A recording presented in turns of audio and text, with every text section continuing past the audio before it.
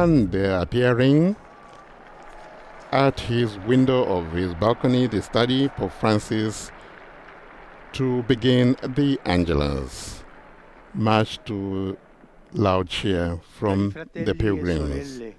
Dear brothers and sisters, buongiorno. The Gospel of the liturgy today, fourth Sunday of Advent, tells us of Mary's visit to Elizabeth. After receiving the annunciation of the angel, the Virgin does not stay at home, thinking over what has happened and considering problems and pitfalls which were certainly not lacking. The poor lady, she didn't know what to do at the time. On the contrary, she first thinks of another. Instead of being tied up with her own problems, she thinks of someone who is in need. She thinks of Elizabeth, her relative, who was of advanced years and was with child. A miracle happening.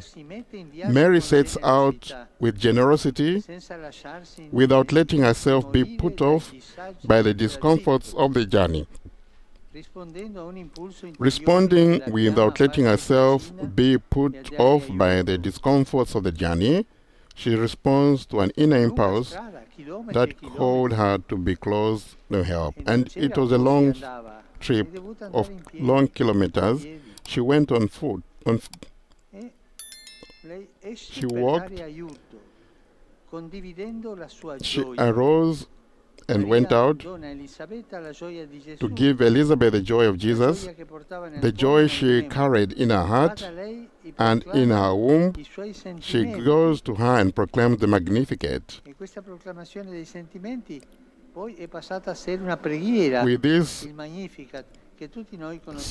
With these sentiments that we know today as the Magnificat, and the text says, Our Lady arose and went with haste. In the last stretch of the journey of Advent, let us be guided by these two verbs, to rise and to go in haste.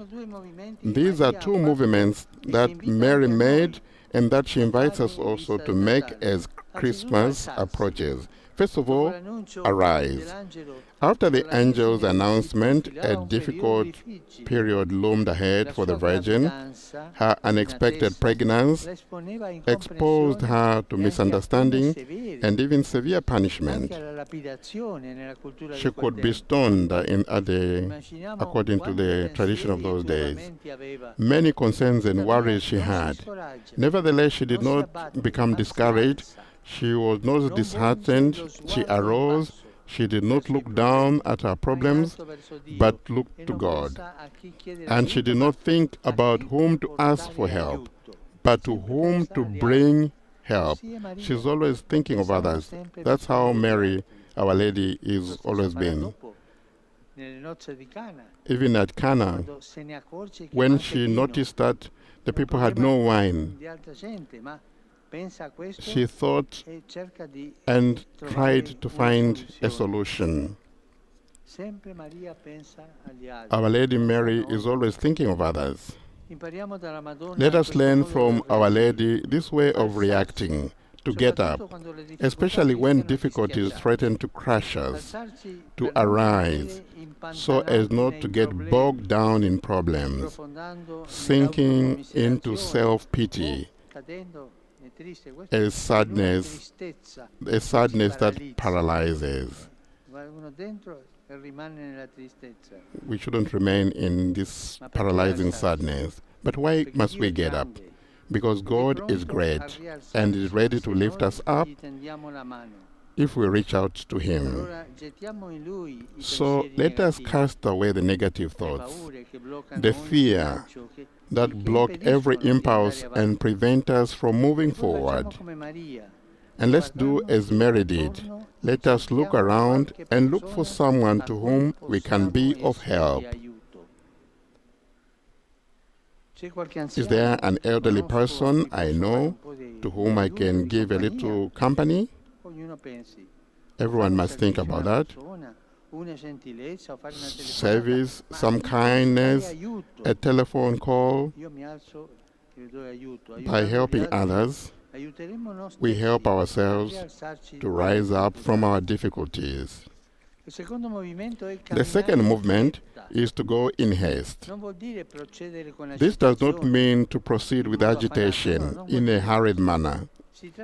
Instead, it means conducting our days with a joyful step, looking ahead with confidence, without dragging our feet as slaves of complaints.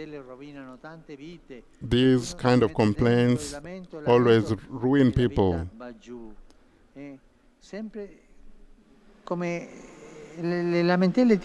These complaints lead us to look for someone to blame.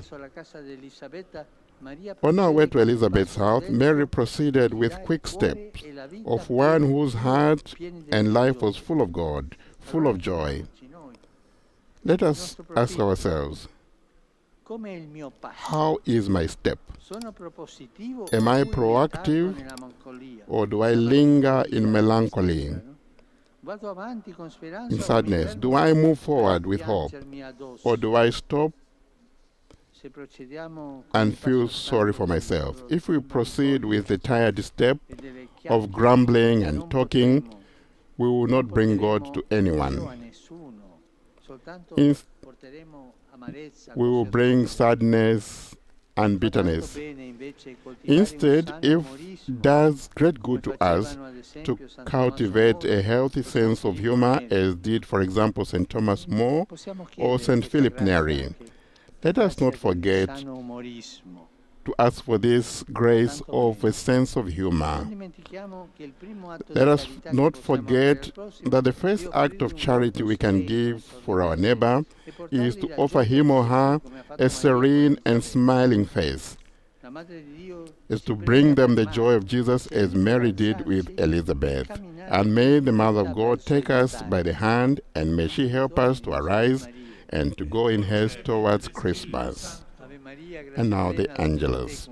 Benedicta tu in mulieribus, et benedictus fructus ventris tui, Iesus. Sancta Maria, Mater Dei, ora pro nobis peccatoribus, nunc et in hora mortis nostre. Amen. Ecce ancilla Domini. Fiat mi secundum verbum tuum. Ave Maria, gratia plena, Dominus tecum, benedicta tu in mulieribus, et benedictus fructus ventris tui, Iesus. Sancta Maria, Mater Dei, ora pro nobis peccatoribus, nunc et in hora mortis nostre. Amen. Et verbum caro factum est. Et habitavit in nobis. Ave Maria, gratia plena, Dominus tecum, benedicta tu in mulieribus, et benedictus fructus ventris tui, Iesus. Sancta Maria, Mater Dei, ora pro nobis peccatoribus, nunc et in hora mortis nostre. Amen. Ora pro nobis, Santa Dei Genitris. Ut igni efficiamur promissionibus Christi.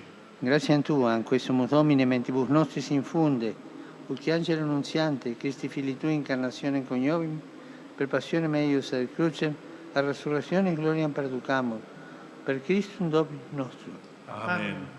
Gloria Patri et Filio et Spiritui Sancto. Sicut erat in principio et nunc et semper, et in saecula saeculorum. Amen. Gloria Patri et Filio et Spiritui Sancto. Sicut erat in principio et nunc et semper, et in saecula saeculorum. Amen. Gloria Patri et Filio et Spiritui Sancto. Sicut erat in principio et nunc et semper, et in saecula saeculorum. Amen. Pro fidelibus defuntis, requiem aeternam dona eis Domine. Et lux perpetua lucia Deis. Requiescant in pace. Amen. Sit nomen Domini benedictum. Ex hoc nunc et usque in saeculum. Aiutorium nostrum in nomine Domini. Qui fecit caelum et terram. Benedicat vos, omnipotens Deus, Pater, et Filius, et Spiritus Sanctus. Amen. Just received a blessing there from the Holy Father, who earlier on delivered a message based on the Gospel of today. Dear brothers and sisters, Esprimo la mia vicinanza alle popolazioni delle Filippine. I would like to share my nearness with the people of Philippines. As you know, at least 75 people are feared dead after a devastating storm which struck the Philippines on Thursday. Typhoon Rai. And the Holy Father says the first help we can give is that of prayer. He greets all the pilgrims here in St. Peter's Square, and he greets all the Peruvian community based here in Rome. As you know, the nativity scene of this year is from Peru.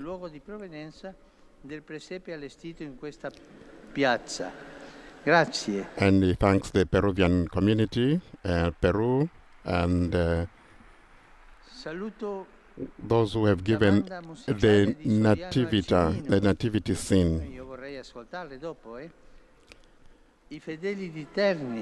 There are also pilgrims here from Terni, the band, the scouts, and various pilgrims from Macerata. I wish everyone a lovely Sunday and a lovely journey as we prepare towards Christmas.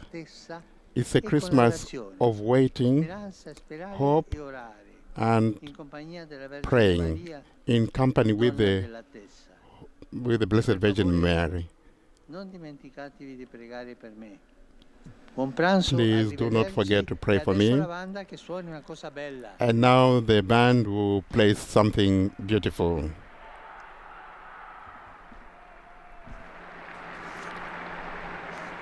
Prayers there requested by Pope Francis for the Philippines.